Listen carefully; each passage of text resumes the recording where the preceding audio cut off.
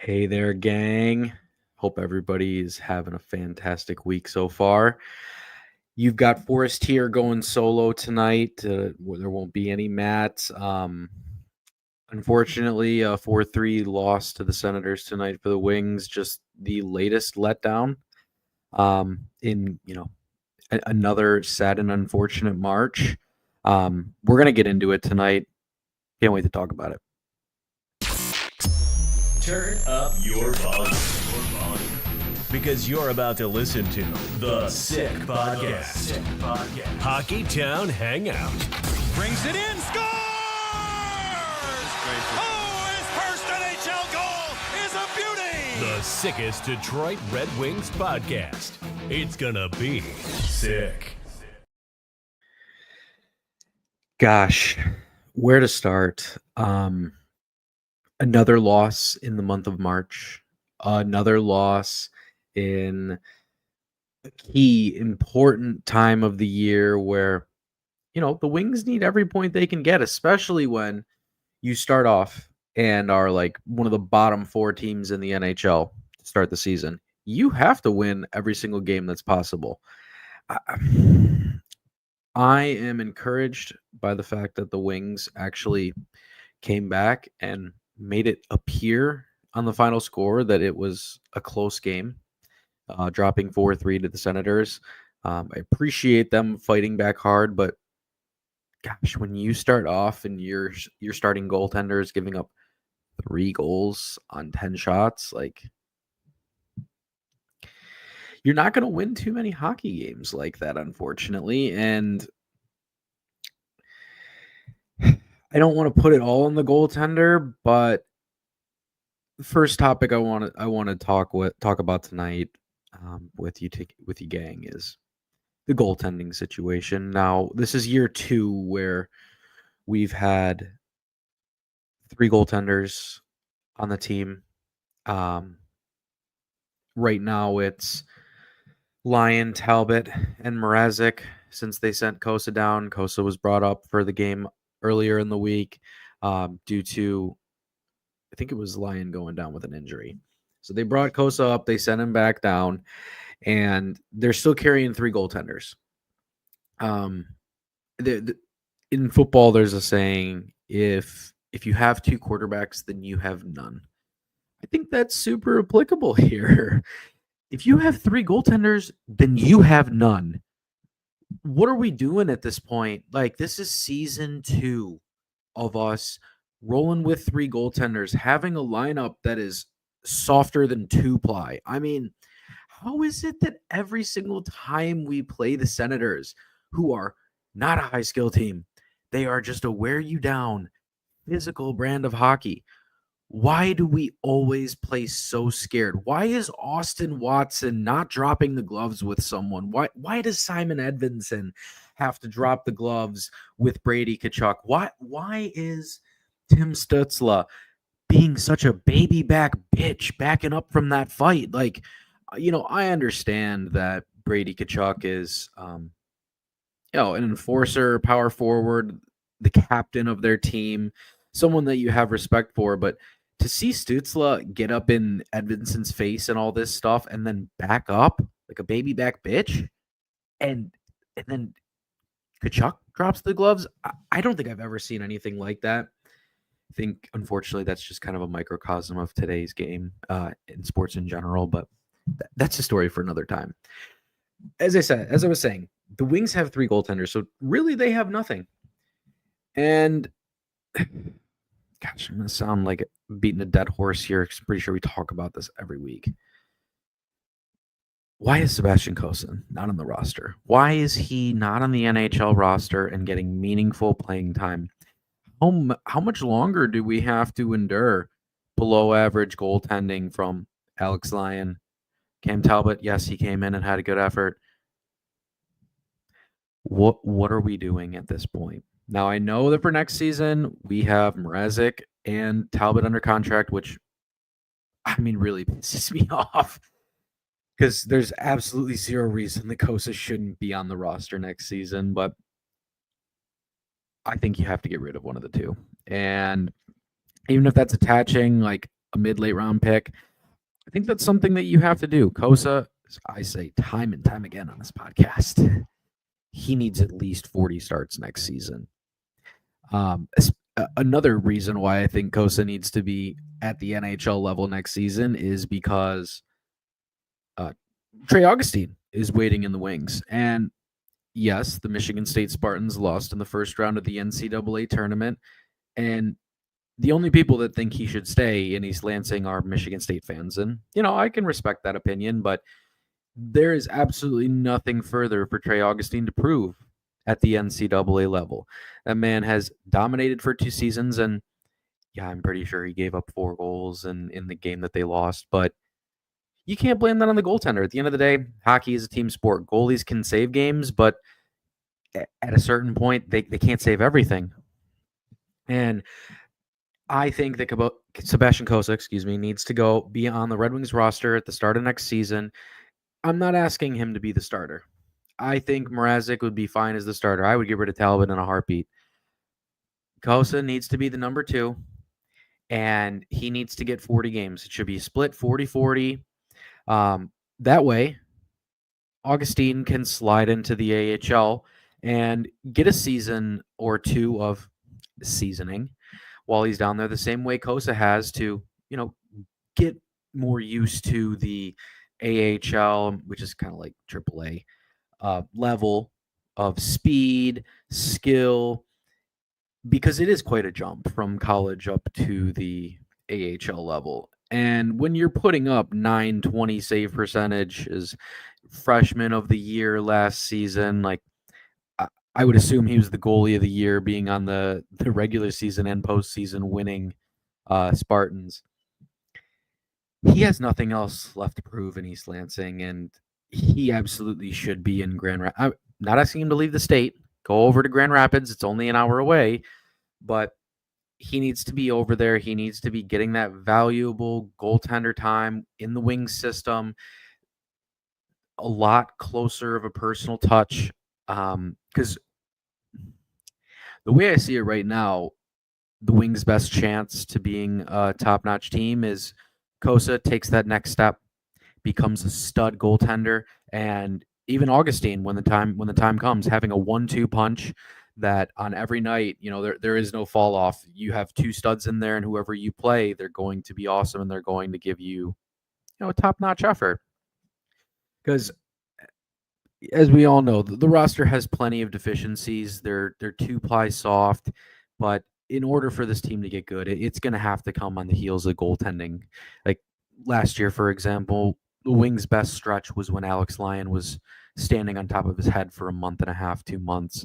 And this season, yes, the Wings were absolutely humming on the power play when McClellan took over, but the saying that he said was the first team to 3 wins. Yeah, that's 100% true. Most of the time, if you give up 3 goals, you're going to lose. So, yes, a big portion of that is team defense and goaltending, but it's both together. So,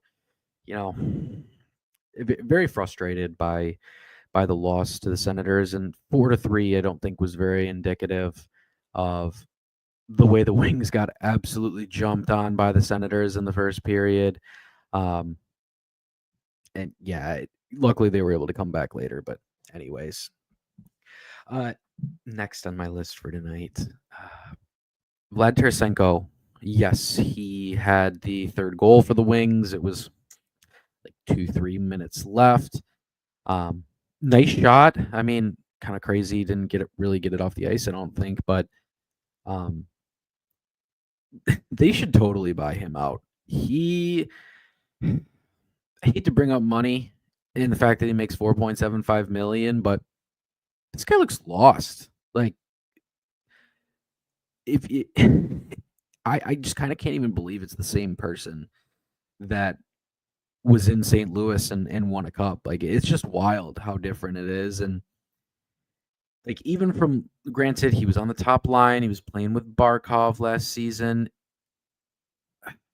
How they dish out $5 million over 2 years for this guy. I would rather pay him for 2 seasons, take the cap hit, and open up the spot for someone else over watching him skate around the outside of the ice. Now, he did have the goal tonight because he finally skated in between the circles as opposed to spending the entire night outside on the outer edge of the offensive zone trying to get an opportunity. And it's amazing what happens when guys get open and in the dangerous parts of the ice and are able to, put the puck on net. Like, I would say that's my biggest issue with the Wings right now is they are putting up the shots, the empty calorie shots is what I'll call them.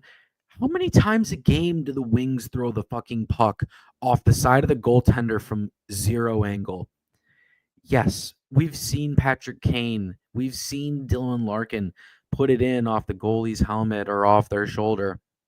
That is a low percentage shot. And the fact that the Wings take it as much as they do just goes, I don't know if they're going for counting stats. I don't know if they're going to help, not help the narrative, but like, yeah, they're not getting outshot anymore, but they're not getting any quality scoring chances either. And all the quality scoring chances that the Wings had were in the third period, not coincidentally when they scored all three of their fucking goals. Like, what a concept. Actually charging the net, not being scared, not being pushed around like they were at the start. Austin Watson has to drop the gloves. Like, his value is his physicality and the physical presence that he brings and the fighting aspect. In my opinion, the whole reason he's up here is do not let guys push you around. So in a game like this against a team that has continually pushed you around for the last couple years, he needs to come out and set the tone. He needs to come out and drop the gloves. It shouldn't be our second best defenseman, Simon Edvinsson, doing it. Granted, it was Brady Tkachuk that Edvinsson dropped the gloves with, but why does Edvinsson have to do that? Where is Austin Watson? What is he doing? That is his value, and that's why he's up. I would rather pay Vlad, take the hit for 2 seasons as opposed to watching him in the winged wheel next season. It's nice. It's nice. It's fun to see the Athletics say, "Oh, the Wings have the best prospect pipeline for the last couple years." Yeah, that's fantastic, but our hockey team doesn't make the playoffs. At what point are we just going to give guys the opportunity to start growing? Edvinsson, it's amazing what happened to him once they finally took the leash off. He's become the second best defenseman on our team. Albert Johansson, it's amazing what happens when they took the leash off. He's probably our third or fourth best defenseman on the team. Marco Kasper, they bump him up to the top line. It's amazing what happens. He's probably one of the top 5 forwards on the team. Are you noticing a common theme here? Because I sure as hell am. Every single one of these young guys, Raymond too, Sider, guys that are given the opportunity young and can start that learning curve early, just puts them ahead. And like, I know Casper went out and got kind of like a weird hit off Sherrod, and I don't know exactly who it was on the Senators, but weird, and hoping for a speedy recovery because in these dark times where we're fading away in March once again, and I'm watching more basketball than I am hockey just because I'm frustrated with this team. Like, where do we go from here? I saw a hilarious picture of Steve tonight where, he's looking at the ice where they're down 3-0. Like, this is the team you put together, man. They're not any better than they were last season. And in fact, they're worse. Last season, we finished with 91 points and lost out on the tiebreaker. This season, I'll be surprised if any of the teams get to 90 points. This team has regressed, and it's mostly in the goaltending and defense department. Other takeaway from tonight, starting off 0 for 5 on the power play. Third best power play in the NHL. They start off 0 for 5. Granted, the 6th chance, they finally break through and get a goal to make it 3-1 in the third period. And then, of course, they give up the next goal right after to make it 4-1 and basically put the game to bed. But if you're going to have a top 3 power play, you have to take advantage, especially of a chippy, aggressive, physical team like Ottawa. If you don't punish them by scoring on the power play, they're going to go to the box all night and take advantage of it. And that's exactly what they did. 6 power plays, 1 for 6 on the power play. Hey, fantastic. They got 1 on the power play, but that's less than 20%. That's not where it has been. That's not where it needs to be, because this team really cannot score 5-on-5. And they don't pass the eye test. They don't have enough talent out there as it stands right now to play with a lot of these teams. And that, more so than anything, is why I think we have to bring up the kids. We're talking about all these prospects being great. All the free agents that we sign are duds for the most part. Why not allow kids the opportunity to, potentially grow and potentially make this team better? Because signing free agents, it doesn't matter. Let me take that back. Signing free agents doesn't matter, but you use free agency to supplement the roster. You build through the draft, and all the draft picks that we've had across this 6-7 year rebuild. It's time to fucking play them. I'm sick of fucking winning all these athletic, number 1 prospect pool. Put them in the fucking pros. Let's see what they got. What do we have to lose? This team is not making the playoffs. This team is not good enough to make the playoffs. Play the fucking young kids and do something, because continuing to screw around with our god awful NHL scouting department, which is just full of Nepo babies.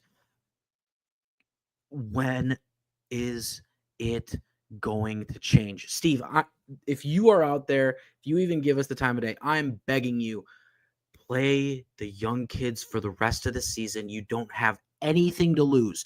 The roster you've assembled, it's time to cut bait on that. The roster you assembled, it ain't good. It ain't good. Play the young guys that you've done a great job of drafting. You've done a great job of drafting. Nobody here is saying that you haven't. But if you're not going to play them, and we're not going to see anybody grow, improve, or anything like that, what the fuck are we even doing out here? Because I'm pissed off missing the playoffs again. And dare I say that if we aren't in the playoffs next season, I'm not going to go that far. I'm angry right now, but I'm not going to go that far. I give a 2-year window for Steve, because I don't want them doing knee-jerk reactions, and the terrible NHL scouting department goes and, hey guys, we got to sign someone in order to move the needle. No, that's not how you do it. Look at Nashville. Everybody said that they won the offseason. One of the worst teams in the NHL. It takes time for cohesiveness. How do you get the cohesiveness? You improve through the draft, and guys play together at different stops, and they know each other, and you're able to put it together. Paul, I see you out there. Why has Yzerman been so conservative? I think he's lost his touch, personally. In regards to trading, we were always talking about how nobody wanted to trade Steve Yzerman because they'd always get fleeced and stuff like that. That was 4 years ago. We don't talk like that anymore.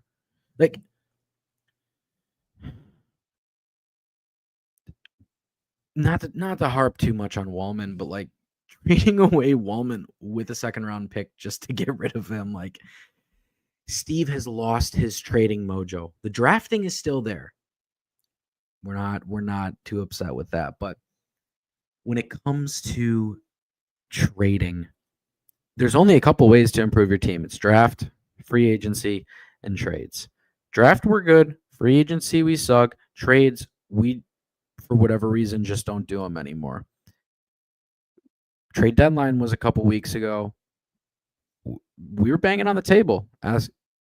I shouldn't say banging on the table.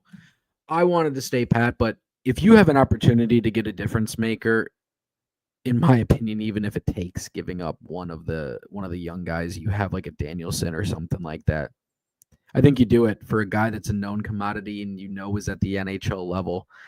And can play. Bottom line, because up and down this lineup, man, we have so many black holes is what I'll call them, especially in like the bottom six. The bottom six, they don't have any needle movers. We don't have any depth scoring. We're so top line and power play reliant. That's why if we don't get any power plays, usually we don't score. Granted, 2 5-on-5 goals tonight. Yes, fantastic. But when the score is 4-1 and Ottawa's taking their foot off the accelerator pedal, yeah, those are garbage time goals. And yeah, it makes the final score look a lot closer, but that doesn't say the true story. And I'm very frustrated, if you can't tell. Very frustrating times. Like, we got to start doing something different, because what we've been doing is an absolute F. It's a failure. And even wasting one more season just running it back or anything like that. No, we need to be balls to the wall. We need to be bold. I think on the trade market, like, you have the number one prospect pool, go out and trade it for somebody that's a known commodity. If you're so scared to play them and you want NHL players, go do it. End of rant, gang. I apologize. Coming up on the schedule, obviously Ottawa lost 3-4. They got absolutely outplayed in Colorado.